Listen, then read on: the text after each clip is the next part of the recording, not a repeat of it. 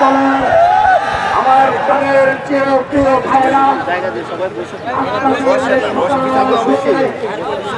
আপনারা যে ধৈর্যের পরিচয় দিয়েছেন এবং সেই মুনাফেক গোষ্ঠীর মতো সামান্যতম অসহিষ্ণু কিংবা অসহনশীল আচরণ একজন নেতা কর্মী আপনারা করেননি, সেজন্য আপনাদের ধন্যবাদ জানাচ্ছি।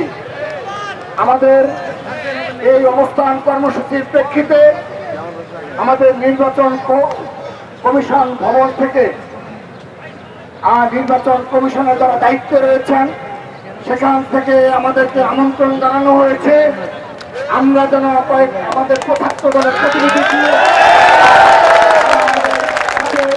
বসার জন্য আমন্ত্রণ জানিয়েছে। আমরাও আপনাদের প্রতিনিধি হিসাবে আমরা কেন্দ্রীয় সংসদের একটি বিশেষ টিম আমরা হয়তোবা যাব, সে বিষয়ে আলোচনা চলছে, আলোচনা করব। তাদের আমন্ত্রণ অবশ্যই গণতান্ত্রিক ছাত্র সংগঠন হিসাবে আমরা অবশ্যই তাদের আমন্ত্রণ গ্রহণ করব।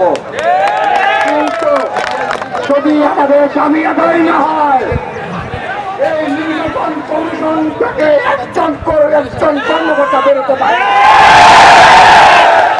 সেজন্য আপনারা সবাই শান্তভাবে আপনারা কর্মসূচি চলমান থাকবে, আমরা বাকির আলোচনা করে তারপর সিদ্ধান্ত নেব। এখানে কেন্দ্রীয় সংসদের আমাদের শীর্ষ নেতৃবৃন্দ, আমরা শীর্ষ নেতৃবৃন্দ এখানে আমরা রয়েছি, আমরা আলোচনা করব। আলোচনার মাধ্যমে পরবর্তী সিদ্ধান্ত নিতে হবে। আমাদের কর্মসূচি অব্যাহত থাকবে। আমাদের বিপ্লবী সিনিয়র যুগ্ম সাধারণ সম্পাদক শ্যামল বালক তার কার্যক্রম অব্যাহত রাখবে। সবাইকে ধন্যবাদ।